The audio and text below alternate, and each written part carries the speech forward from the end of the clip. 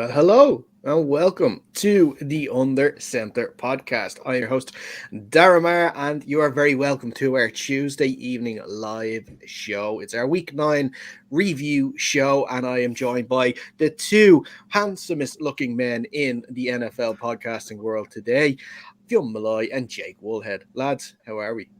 Handsome as ever, as is very apparent. But yeah, I'm doing well, especially after that comment. Yeah, Twitter must have gone down for that comment to be true. I don't see any way that can be legally binding somehow.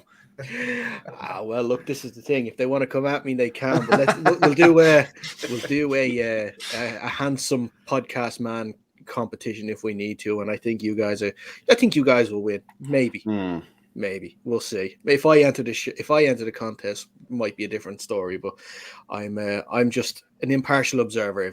I don't think the contest could handle such sex appeal there. The podcasting world barely can, so I don't know if the competition can. I don't know how we contain you, to be honest.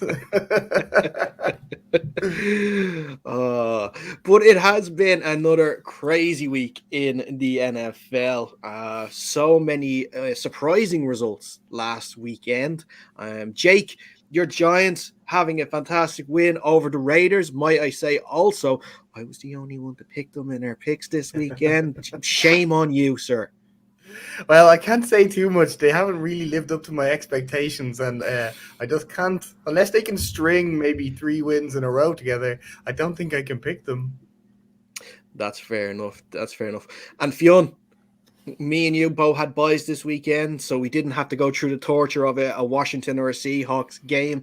So it was kind of, it was that 1 week a year where we sort of get to sit back, relax, and hey, you got to enjoy the Cowboys lose. Yes, I did, and that hasn't happened as much as I would have wished this season. But yes, I did get to see that, and not just lose. Hopefully, it'll come up on the wheel of topics. But it was rightly embarrassing, and that's all we can ever hope for with the Cowboys. They give it to us every year. Eventually, we just have to be patient. So we'll see how my Washington team does coming off the bye week. It's been a bit of a mess so far this season. So let's hope they used that week off and actually did something productive with it. It was a Giants perfect weekend because the Eagles lost, the Cowboys lost, the Bears lost, and the Giants won. Great weekend. That is very true, of course. And if you're not aware, the Bears hold one of the Giants' first-round picks in this upcoming draft. So the worse they do, the better draft pick the Giants get. Oh, baby. Jake is excited. And also, we're actually also on Odell watch now this evening because the waiver sort of period for him since his release Darren, from the just Bears. as you're saying it, he has cleared waivers. He has cleared waivers. Okay, that's interesting. That is interesting. Yeah, Ian Rappaport, I just see the tweet there, has confirmed that he is clearing waivers. So he is a free agent and anyone now can sort of go and pick him up. There was a report there in the last couple of hours that the Packers are his destination of choice if he was to clear waivers. Interesting if that is the case. Obviously, teams did not want to take that. I think it was $7.25 million cap hit for the rest of the year. So they're going to try, and any interested teams are going to try and get him on maybe a reduced contract. Yeah, if I was the Giants, I would have just wavered for him anyway because pay that remaining thing, and then you can ultimately say you have won the trade because you get all the players and all the picks. How does waivers work? If the Giants had come in with enough cap space, can Odell negotiate? Can he veto it, or if someone picks up that contract, he's got nothing he can do about it? Team, but he can, like what he was saying, he just wouldn't play. I mean, he'll take. He's rich enough that he could take the fines or not being paid. So that's what he was saying. That's what his camp had to come out and said. He wasn't going to play for anyone that wasn't a contender. Yeah, well, that's it. And that is interesting because normally they wouldn't have the power, but they kind of do have the power in that sense where, like, I think was it Jaguars were the second in the waiver claim. I'm sure they would have loved to have Odell Beckham there for Trevor Lawrence, but Odell probably would have, kiboshed that sort of move and said, I'm not moving to Jaguar. I'm playing on a 2-7 team, 2-6 team even, I should say. But look, that's okay. So Odell watch is over for the time being. It looks like maybe he possibly might go to the Packers. All reports are claiming that at the moment. We'll wait and see. If anything breaks throughout the show, we will, of course, inform you. But before we actually get into the wheel of topics, because we actually didn't have it last week, so it's been a week break, we should mention to you that this show is brought to you by McGowan's of Bisborough. Upstairs at McGowan's is the place to be on NFL Sundays. McGowan's has everything you'll need, multiple screens to watch the games, and NFL Red Zone on their big projector, as well as some tasty pints and some even tastier food, because we were there this past weekend and we can atone for the tasty pints and tasty food, lads. Yes? Yeah, I had more than my fair share of tasty pints and tasty food. I nearly had to be rolled out there. And also, there is drink deals, including if a player scores in one of the two main Sky Sports games on the Sunday, which you vote for through our social channels during the week. Then, for the rest of the quarter that they score in, drinks are 2 for 1. How good is that? That is absolutely class. That's value at all. That is value. Facets. That is value. So make sure you get down to McGowan's. It's this Sunday to catch all the NFL games. Once we know which games Sky Sports are going to be shown, we will put the polls up on our social channels for which player do you think is going to score a touchdown. If they do, you get 2 for 1 drinks. Make sure also, if you do plan on going down, that you book your table as well. It is important that you do that, and obviously go by the COVID guidelines that they are enforcing at their bar too. And also, we should thank McGowan's for sponsoring this show as well. But lads, let's get into the wheel of topics this week, and let's get straight into the topics. We have some good ones here. Ooh, let's have a look, see what we're going to be talking about this week.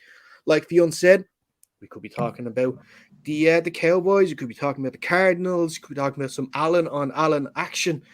Let's find out what we're going to be talking about first on the show. Spin that wheel, baby. Of course it is. Of course it's typical ropey Raiders. So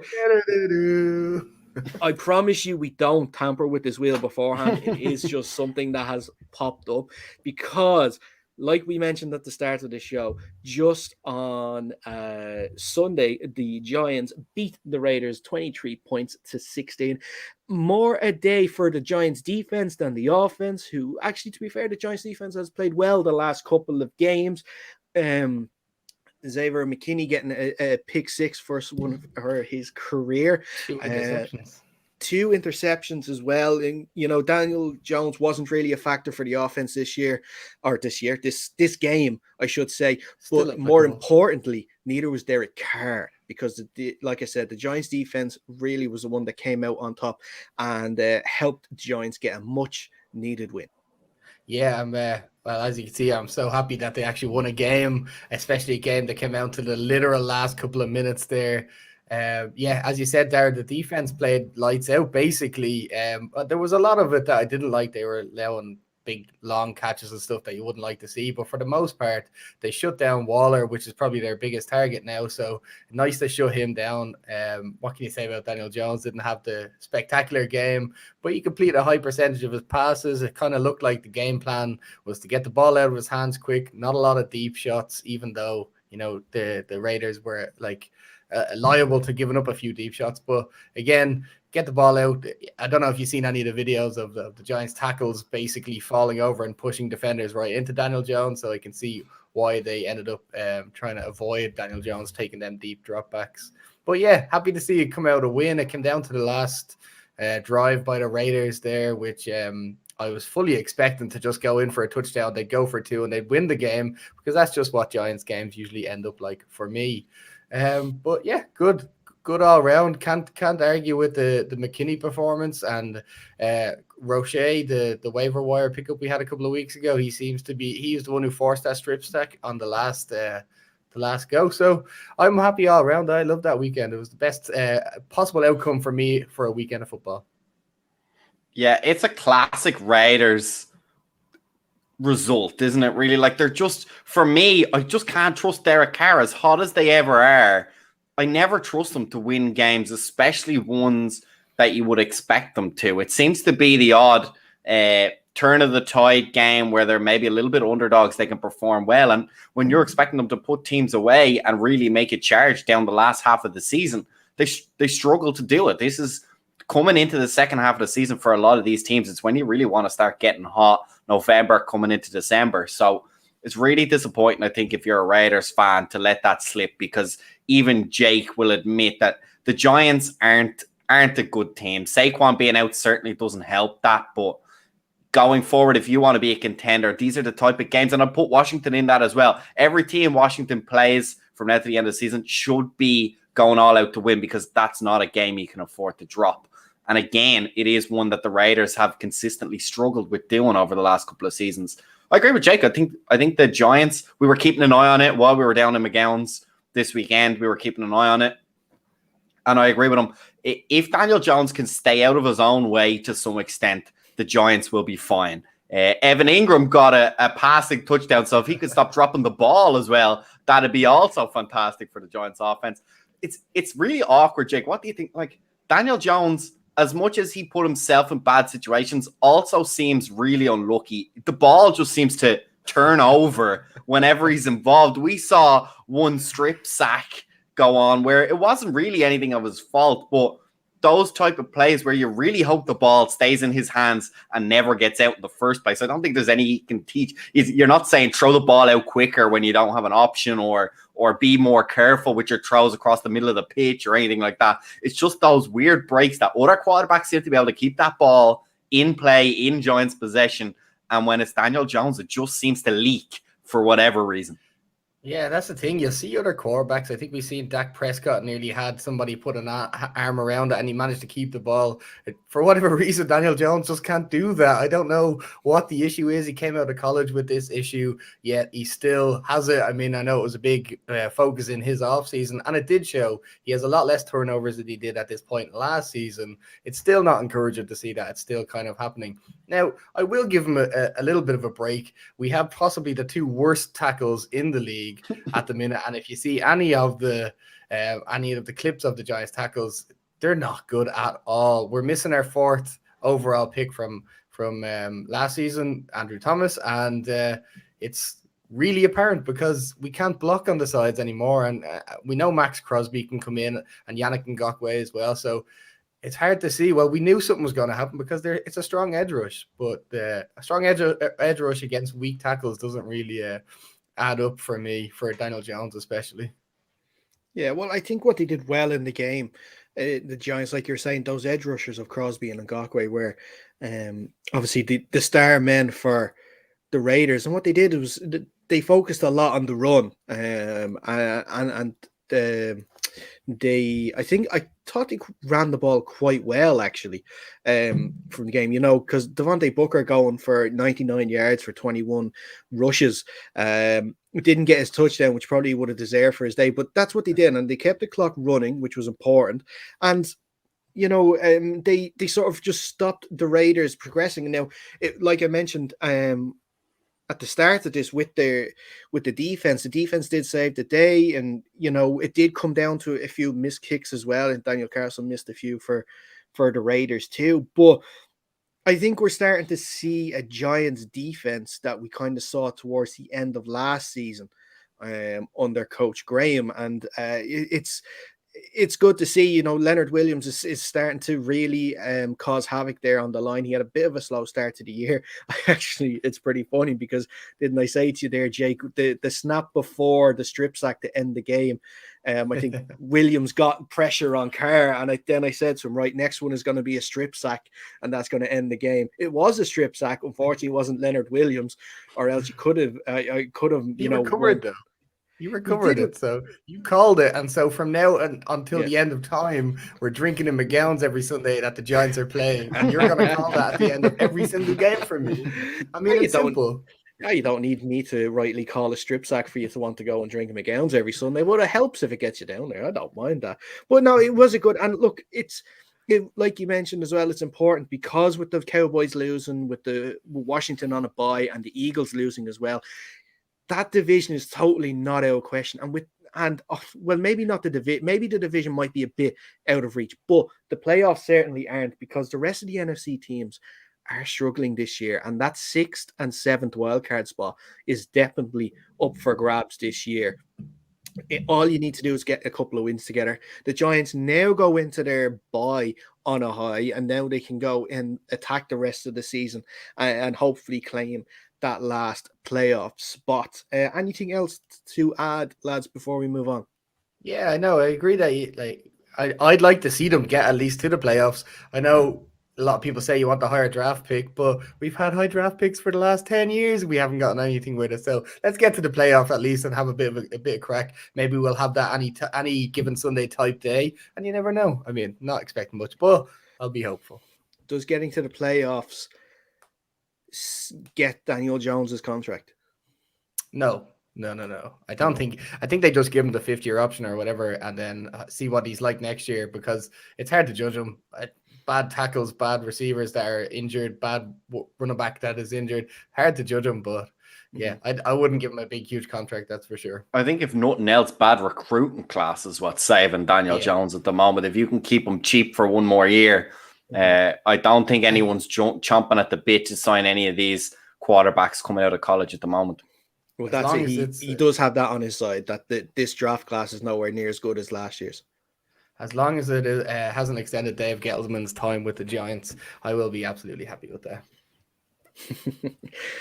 Dave's going to be there for life.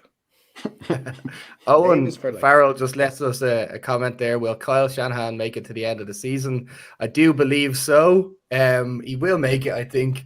But I did see an interesting stat that he has less wins than Matt Nagy, if I'm not wrong. So yeah, and they've gone they're going 0-4 at home this year as well. They are possibly on the wheel of topics. We could be talking about them. I have my own thoughts on the Kyle Shanahan situation, and if we land on the wheel, I will, of course, share those thoughts with you, Owen, and any 49ers fans watching. But let's get back to the wheel and let's pick our next topic. Hey, it could be actually the Cardinals and the 49ers game. Let's find out. Spin the wheel, spinning that wheel. Oh, no, it's not. I swear we don't tamper with the wheel beforehand, because with this Allen on Allen action, of course, it brings into the fact that, of course, we've got a new member to the team this week. Obviously, Andy had joined. He's helping out in the background with social media. He's watching tonight. Andy, I hope your Monday's going a lot better, or your Tuesday, I should say, is going a lot better than your Sunday went, because the Jacksonville Jaguars beat the Buffalo Bills by 9 points to 6 in an absolutely terrible game of football. I'm not even going to try and sugarcoat it. It was terrible. I guess the saving grace of this game was, Josh Allen going up against Josh Allen. And then obviously the Jaguars, Josh Allen won the day with 8 tackles, 1 sack, 1 fumble, 1 interception. I want you to answer me this question, guys. How did this Jaguars team go from losing 31-7 to a Geno Smith-led Seahawks to winning against a Josh Allen-led Buffalo Bills by 9 points to 6? Like, how does this happen? I don't know. It was just that was pure pitiful on everybody's behalf. I'm sorry for anyone who had to actually go witness that match, unless you were a Josh Allen linebacker fan and hating Josh Allen, the quarterback. But yeah, I don't know. That game was just pitiful from all aspects. Happy for the Jags, though, to get a win against a team that many consider to be Super Bowl contenders. Yeah, I think if you're a Bills fan, you're hoping that is the biggest blip possibly going, and that it's a completely one-off and you get back on track now the next couple of weeks. It was a really poor game of football. We were watching the red zone, and I don't think it even came up on the red zone for an entire half of football. We had to get explained. The guy who runs red zone was explaining that no, that game is actually being played at the moment. It's just nothing particularly is happening. I don't know. We'd like to talk to Andy maybe over the week, but for me, it really strikes me how as effective and powerful that Buffalo Bills attack is, the running game just consistently never shows up. And I don't know, but I feel like against teams like the Jaguars, if it all goes to hell in a handbasket, just run over them. Just bring it back, put your big men on their big men and just run it right down their gut until they give up. And if that's not working for you, it can be really hard to put some of these smaller teams away.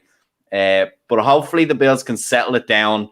Maybe, I don't even know if you want to go back to that tape. I don't know if once a season you get to just throw a tape away and say, we're not looking at that again. If that's the case in that building, let's go do that. It's been working fine before. Let's just get back to what we were doing. Ignore the Jaguars. They're not going to be contenders to anything, and hopefully get this boat back on track. You're right though. Every team, especially good teams, are allowed to have one game or 2 games per year that are absolutely woeful. And this was one of them. If they have another game like that, maybe you start getting a little bit worried. But one game where you managed to score 6 points, they managed to score 9 points, probably isn't the making of your season. I don't think any other head coaches are going to look at that game and say, we need to do what the Jaguars do to slow down this Bills team. I think they're going to stay as far away from that tape as possible. And if I was the Bills, I'd do the same thing. Well, I believe there's only one reason why the Bills lost this game, and it's not talked about enough. It's because Josh Allen appeared on the Manning cast the Monday beforehand. Oh, yeah. That's a good stat, actually, to be fair. The curse of the Manning cast is real because now players who have gone on the Manning cast are now 0-6 for their next game. So, the message to any other players thinking of going on. I know Russell Wilson's been on it, but any Seahawks fans or players, you are barred from the Manning cast. Washington and Giants players, you are also banned from the Manning cast. I think they could go on. Like, that's not going to contribute to any loss for the Giants or Washington. That's coming anyway. So you could go ahead, get your 20 minutes of fame. Stick Fitzpatrick on there. I haven't seen him since week 1. It's atrocious. At least we got him on a tiny contract. But. Did you watch the Giants Chiefs Manning cast? Eli Manning was just so unwilling to say anything bad about the Giants. It was just he had to grit his teeth and hold it all back because he knew how bad it was. It wasn't that bad against the Chiefs, though. No, but when silly plays happened and stuff like that, and obviously Peyton and the guests were asking Eli what he thought about this, he had to have the political answer ready to go. Lads, it's sounding as if, sorry, Fionn, it's sounding as if Eli never had any silly plays towards the end of his Giants career. I don't know if you ever realized Eli never did anything bad in his entire career. He had this. He had a Reddit ask me anything a few years back, and somebody said, "How do you get over throwing an interception?" And Eli wrote back saying, "I don't think I've ever thrown an interception." So he has a memory of a goldfish, maybe. Sorry, Fionn, what were you going to say there? I was just checking the schedule. I wanted to know if the Bills had a bye week or anything coming up. I couldn't remember if they've already had theirs or not. They have the Jets next. Exactly. So if any team is going to trip them up again, if any team's going to copy the playbook of the Jaguars, it's going to be the Jets. So it's not going to work for them. Bills fans, you got to watch out. You got to watch out. Rub your lucky stones, light a candle, do whatever you got to do. But that's a divisional game, so yeah. Anything can happen in divisional games. You know that, Jake. Yeah, I think they're going to be all right. But I say that, and like the Jets have made it their mission this year to upset anything I've said and prove me wrong or like ruin my bets all season. So they may do it again. Early indication, I will not be betting on the Jets and the Bills game this weekend. If the Jets beat the Bills need to put Allen out as a restricted free agent so he can sign with Washington, and then that's the only way they can recover from that devastating double loss. But if the Jets beat the Bills, the Patriots could go atop of the AFC East. Like, we've all thought that the Bills have had that'd be the most Patriots thing ever. We've all thought that division's been on lock for the Bills all season, but they're only actually half a game back on the Bills, and they still have to play each other twice. They actually play each other twice within the space of 3 weeks, I think at the end of November. So, or the end of November, start of December. So, it's starting to become a tasty division. I don't know. I think that's a bit like a false narrative that's built up. I think we all know the Bills are just going to win it anyway at the end. Mm-hmm. The Pats might be in the running for it, but I just don't see them getting to the finish line for it. Yeah, I agree. Okay, that's fair enough. But we'll move on then if no one else has anything to add about the Bills or the Allen on Allen action. Maybe a little bit about Urban Meyer, Fionn. You're quite high on Urban Meyer. Yeah, I just can't believe they got that win. That might get him all the way to the end of the season, and I can't believe if you wrote out that list and sent it to any GM or owner of all the things he's done since he's got there and said you're going to keep that man for a year. They'd be like, "What did he go undefeated to the Super Bowl?" No. He's got 2 wins, and you're going to keep him to the end of the season. I don't think they believe it. I just can't understand how he's still around. Oh, good. I know. But hey, look, that was their first win on US soil in over like 400 days or something like that. I think as well, I seen a stat that was the first field goal they made this season on US soil because they made one in London as well. Yeah, they made 2 in London. They haven't made one on US soil yet this year. They missed another few as well. So it wasn't all rosy in the garden, but the hell, they got the win. They got the win. They're going to be 2-6 this year, so it'll probably finish 2-15. We'll see. We don't know. But hey, look, they got their win. Happy days for Urban. He gets his win at home. Trevor Lawrence gets his win at home. He wasn't much of a factor in this game, but he kept the ball. He kept things ticking over, and like in a game that won't be long in a lot of players or fans' memories. But we'll move on to our next topic, our third topic. If we have enough time, we might do a fourth topic. Let's see which one we're going to be getting now on this one. So spin that wheel another time. Da-da-da. You know what's going to happen at the minute we finish this podcast? The OBJ news is going to come out. Well, Jake, that's your job for the rest of the show. Keep us updated on who he signs with, if he signs with. But for the time being, we're going to be talking about our mid-season MVPs. So, guys, what I want from you is your mid-season MVP, your mid-season coach of the year, and your mid-season biggest disappointment. So, Fionn, we're going to go MVP first, and I'm going to go with you first on this one. Okay, I'm going to give my mid-season MVP to Derrick Henry. 2 reasons. One, unfortunately, he's injured and looks like being out pretty much for the rest of the year. Maybe if they make the playoffs and go on a long run, he might make the last couple of games. So I wanted to give him a bit of credit for the season that he did have and probably the length of his whole season. Again, he was unstoppable. We saw last year a little bit of a trouble in the playoffs, but as far as regular season go, he's streets ahead of every other running back. And there's a lot of good, talented running backs in the league at the moment. So for me, it's Derrick Henry MVP so far this season. Yeah, you can't argue MVP, especially for his own team. He's just been that key piece for them. My MVP, however, is going to be Kyler Murray. I think he's just played lights out. He is also injured, funny enough. But I'm going with the general NFL MVP award goes to a quarterback. And I think just any player that has been as important to a team, it has to be Kyler Murray. He's played lights out. I don't know what changed for him, but he's absolutely playing lights out. And without him, that team, well, we still they see him with the one with Colt McCoy, but they definitely need Kyler Murray, and I think he's the guy that they need. Yeah, fair call so far. On my MVP so far this year is actually also going to be a quarterback, and it is I'm actually going Tom Brady. I'm going Tom Brady. I think he's the GOAT and everything like that, but his stats this year have been fantastic. He's first in the NFL for touchdowns thrown with 25. He's second in yards gained, and that's over 2,500 yards, only behind Matthew Stafford. And Stafford has played a game more than him, I believe. I think the Rams haven't had their bye yet, have they? I don't think so. No. So yeah. So he's played a game more than Brady. He's second in QBR. I don't say I don't think it's being talked about enough of how good of a season he's having, because it's obviously expected, or there's excuse. Oh, he has the players, he has this, he has the line, but he still has to make those throws, and he making those decisions. And I just think that I would not be surprised for him to win an MVP this year, because I just think he's been fantastic.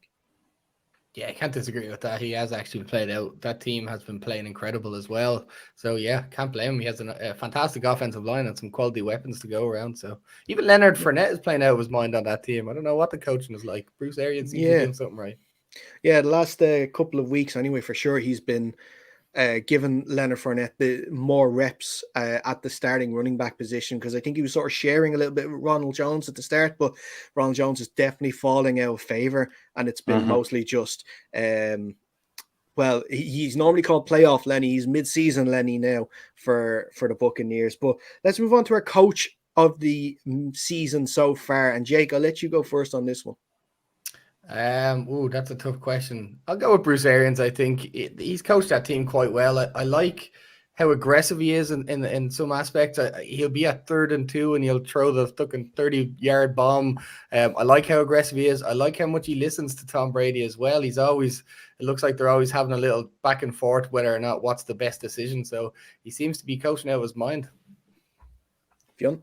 Yeah, I agree with that. Actually, Jake stole my coach MVP. I'm going to move over then, and I'm going to take Cliff Kingsbury. There's usually 2 schools of thought for this coaching MVP. Either you get a juggernaut and you make them even better, like Bruce Arians has done, keeping that ball rolling there at the Buccaneers and being extra competitive again this season. Another one is when a team that maybe not everyone's expecting preseason shows up and shows out, and that usually gets attributed, like you mentioned, to quarterbacks like Kyler Murray and then the head coach like Cliff Kingsbury. So there was some questions around him. He was bringing what many people consider quite a college offense to the NFL that doesn't always work. Took him a season to get settled in. I definitely think Kyler Murray's growing pains contributed somewhat to that. So him being settled down and the weapons that he's managed to lure there to the Arizona Cardinals team and roster is helping him a lot. So I'm going to give my mid-season coaching MVP to Cliff Kingsbury. Right, it is a great show, and he was actually going to be my shout. So Jake stole yours, and you're after stealing mine. So I'm going to have to give a special shout out then for coach of the season so far to Michael Fleur. He has continued his great work in Green Bay. He was 26-4 heading into this year. He's 7-2 into this one. Obviously a tough loss last weekend against Kansas City. He was in the running for me, but I think if he had won that game with Jordan Love at the weekend, he would have been my coach of the year to prove that he has a system in place that even Jordan Love can have success in, and it's not just dependent on Aaron Rodgers. That may actually become true the more games that Jordan Love has. If he does have more games at Green Bay as QB1, we'll obviously see if that happens next season, or maybe even this weekend with the Aaron Rodgers interview on Pat McAfee today, casting a little bit of doubt if he will be available for the game against the Seahawks on Sunday. But he'll be my coach of the year so far. I didn't get to talk about Cliff Kingsbury because Fionn already got that covered for me there. So thank you, Fionn, for that. Putting you on the spot. I like it. Let's test your NFL knowledge on head coaches. The beauty of live podcasting, isn't it? That you always have to have a backup plan. So the biggest disappointment so far this year, and I'll go first on this one, so none of you guys can steal it. I know who it's gonna be. Do you? I feel like I know who it's gonna be. I don't think you do. Hit me. I'm going with the Washington football team. Of course. I'm going with the Washington. More accurately, I'm going with the Washington defense because they have been the biggest disappointment for me this year. They are conceding on average 28 points a game, allowing over 400 yards a game at the moment. Of course, they are 2-6. This defense that Ron Rivera was building in Washington, as we saw towards the end of last season, heading into this year, we thought this was the defense.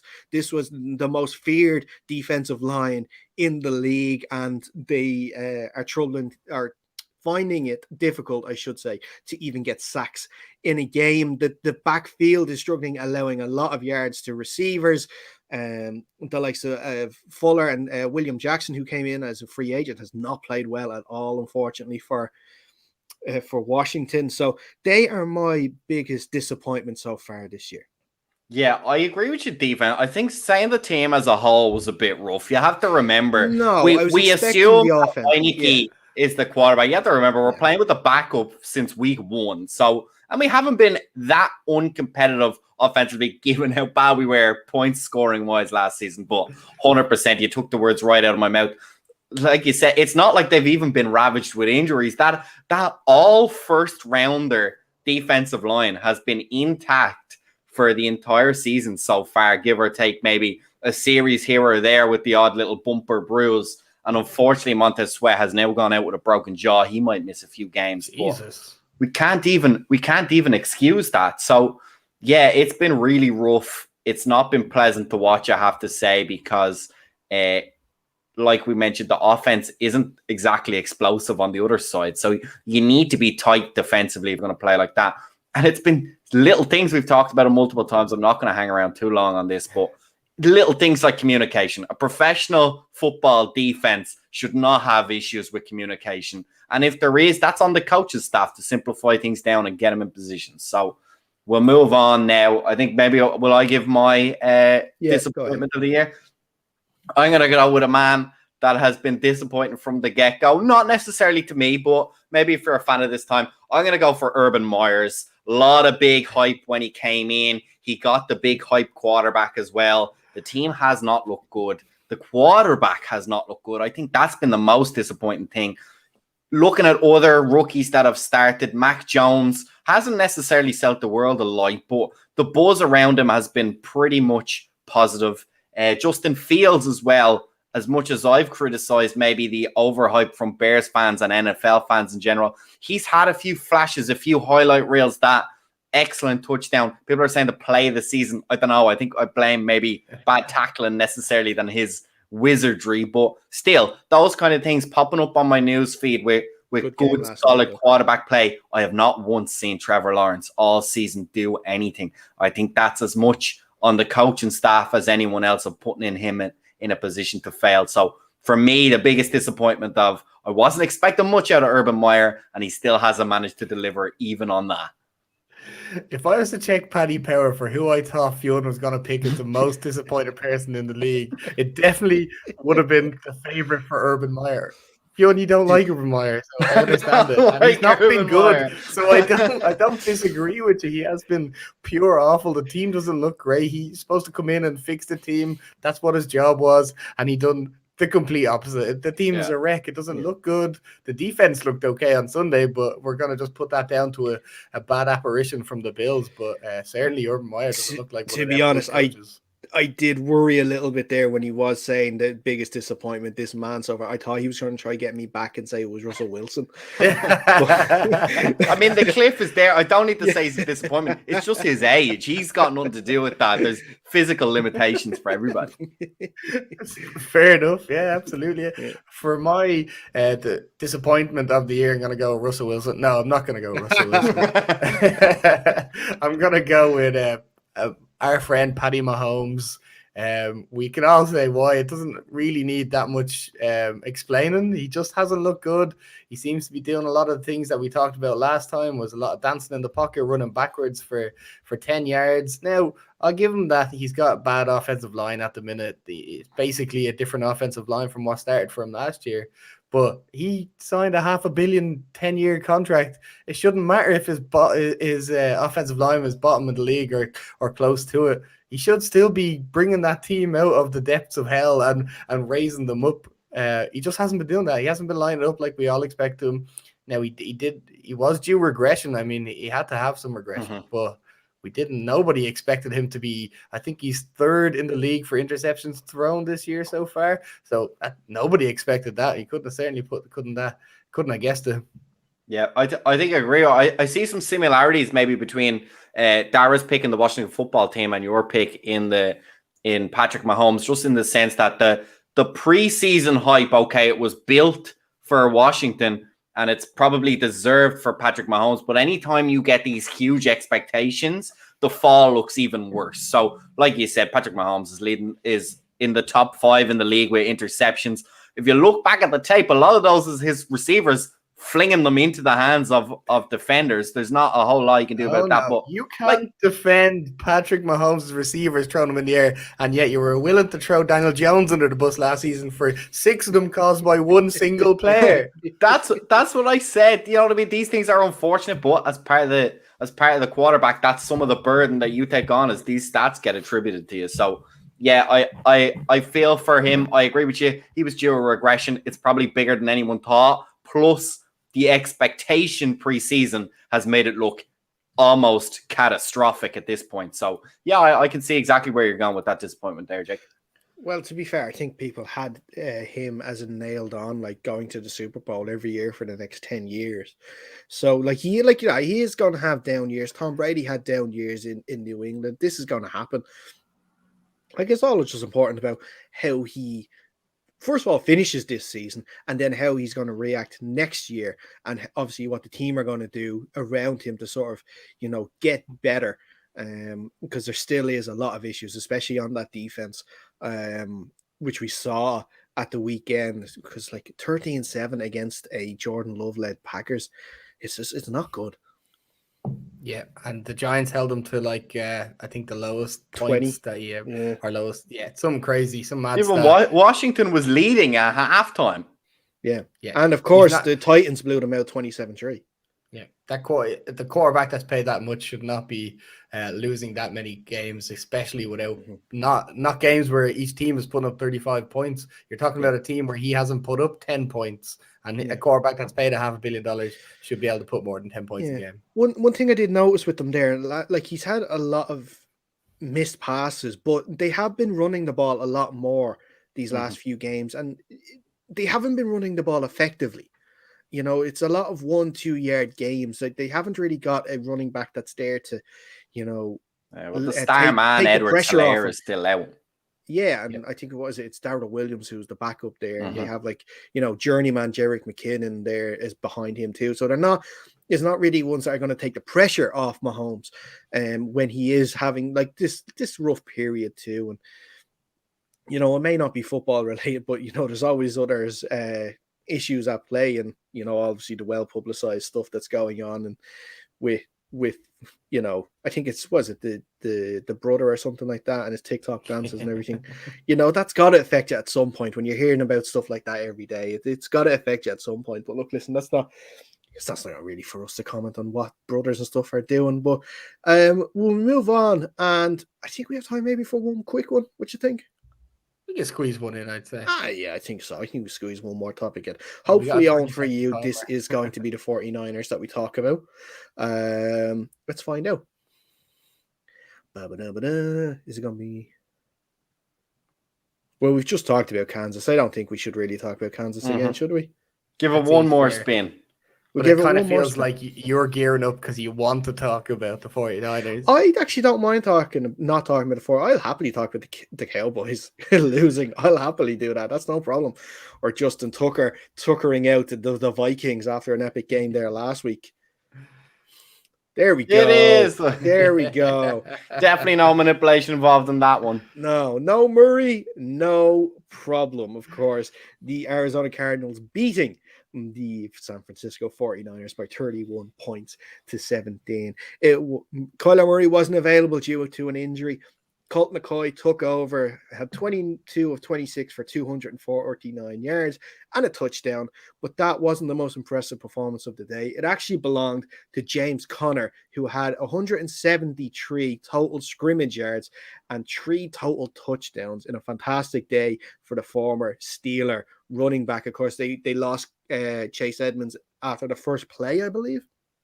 Yeah, so the onus fell on Connor to carry the team for the rest of the game.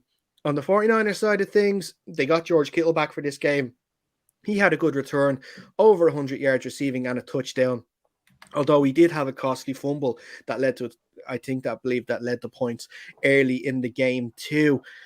The 49ers are in a bit of trouble, guys. 0-4 at home this year. And they are really struggling. And they've had a few injuries this year. not as many as they had last year where the team was completely decimated, but especially the backfield, the DB is like when you have people like Drake Kirkpatrick and Josh Norman as your standing cornerbacks, there's going to be issues. Mm-hmm.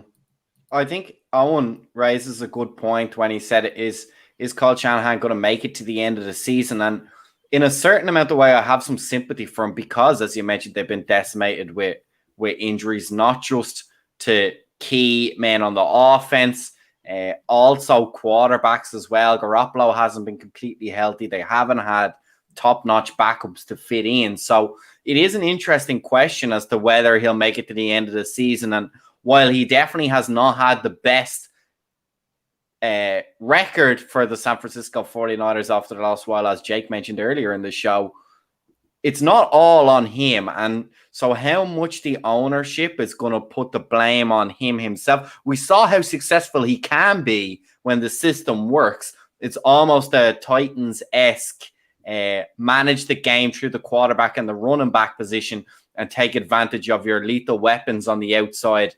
With Ayuk at the moment, isn't it? And then with, of course, with George Kittle from tight end, we can see how effective that can be. Kansas City Chiefs also kind of leaned on that a little bit in their successful couple of seasons. So it's there. The system isn't a bad system. So I wonder what you guys think about. Is it fair to put all of the problems on Kyle Shanahan? And even if it isn't fair, is it going to impact them anyway? It's a tough division as well. Remember, you can't afford to lose games. That's another problem. Yeah, that's a really top-heavy division that is as well. The Rams, the Seahawks, it's tough. Even the Cardinals, hard to get wins there in the division. But if I'm putting money on it, I'm saying he lasts the season. I don't think he goes anywhere. He's had success before. So it's not like you're talking about a team that is like consistently bad. It's not like you're the Giants level of bad or something like that. So I could see him lasting out the season. I don't think he's getting rid of yet. As you said, there's been some key injuries that he had last season with a lot of defensive players out for the season. I think George Kittle missed 3 or 4 games so far this season. So when your top playmakers are out, it's kind of hard to have them have wins, consistent wins.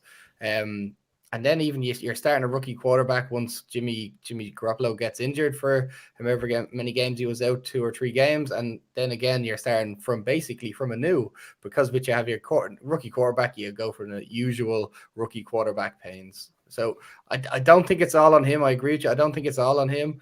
I certainly think he at least lasts this season. And if he doesn't get, maybe if he loses out the rest of the season, maybe that's when they look at replacing him with someone else. But I think as long as he gets a couple of wins here or there, he'll last the season. Yeah, I think it's interesting because we read and heard the reports around the draft time that there was a bit of infighting in the organization between the GM John Lynch and Kyle Shanahan, because John Lynch was really high on Trey Lance, on drafting Trey Lance, but Shanahan wanted Mac Jones. Now, obviously, they'll deny it till they're blue in the face about it, but I think we're starting to possibly see maybe that was true, because I think that obviously Shanahan has his way of playing, and it's the dynamic running game that got them to a Super Bowl, and they had Jimmy Garoppolo there to, when they needed with the play action and in the passing game that he could do it, but he was inaccurate at times. As we've seen with Mac Jones, he's been quite an accurate passer short distance. He doesn't bomb the ball down, but I don't think that's what the 49ers would have wanted him for anyway. So I think maybe we could be seeing that because he hasn't really been high on Lance playing either, and he's only been playing him when he's been forced to, and he's been happy to keep going with Jimmy Garoppolo even though Garoppolo's had issues. Now Garoppolo, don't get me wrong, played well at the weekend. He played well the previous week against the Bears too, so I don't think he's warranting being benched anyway. But I believe if Mac Jones was in place there, we might have been seeing him play a bit more than Jimmy, and maybe there's a bit of tension in there. Like that, I don't see Kyle leaving. I don't it's not terrible going on at the 49ers. They're having a bad year. They had a bad year last year with a lot of the injuries. The defense needs work. You do have a decent defensive line with the likes of Armstead and Bosa there. And of course you have Fred Warner, who's one of the best linebackers in the league as well. But after that, there's not a lot there. Like I mentioned, with Josh Norman and Drake Kirkpatrick as two of the starting and cornerbacks. There's definitely work that needs to be done this offseason to improve that side. There's some decent cornerbacks coming to free agency, so hopefully for the 49ers' sake, they can make improvements. I see Owens coming here with another comment saying that defense was awful against the Cardinals. It was the game of missed tackles for the 49ers defense. They couldn't make a tackle to save their lives. But yeah, I don't think unless the tension in the organization becomes unbearable and his position becomes untenable, that he just can't work with GM John Lynch anymore, I don't see Kyle Shanahan just leaving or being fired any other way.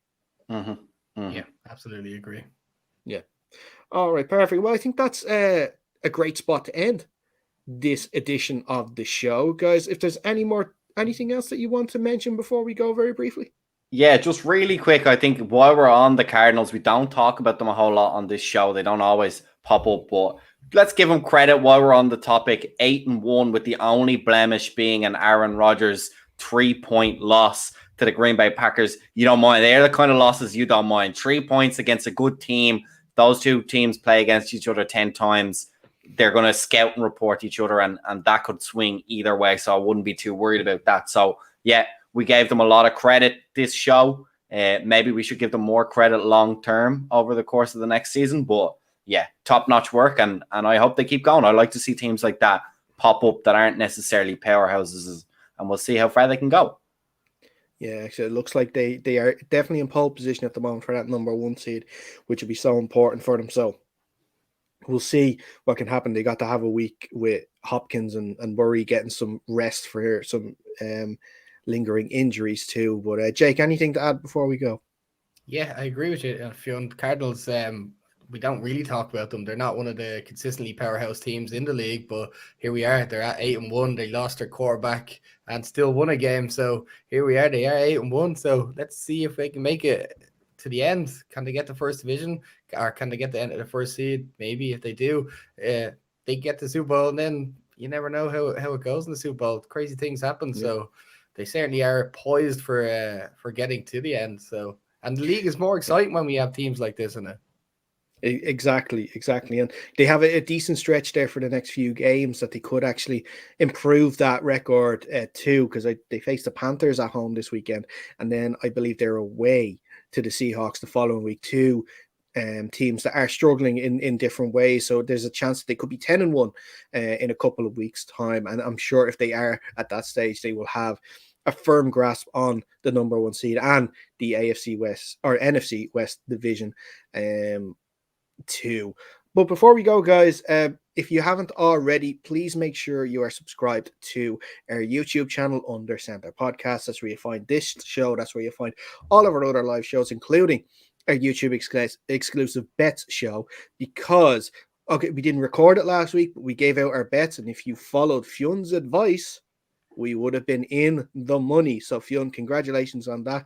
Also commiserations because you didn't back it. I didn't bet on my own bet. No, unfortunately not. It's easier to play with other people's money, huh? That's what it is. Better to play with the house money than your own. But also make sure you're following us on our social channels. Twitter at UnderCenterPod. Instagram at UnderCenterPod as well. If you want to follow us on Facebook, facebook.com/UnderCenterPod. Stay tuned to our social channels over the next couple of days, because we will be asking you to vote on the 2 main Sky Sports games and who you think will be scoring a touchdown, because whichever one you vote for, if they score on Sunday for the rest of the quarter they score in, it'll be 2-for-1 drinks in McGowan's. Of course, this show is brought to you by McGowan's of Phibsborough. Of course, every Sunday during the NFL season, make sure you head into upstairs at McGowan's to avail of the tasty pints and the even tastier food. That's where you'll see all the NFL action on their screens, including NFL Red Zone on their big projector. Book your table now.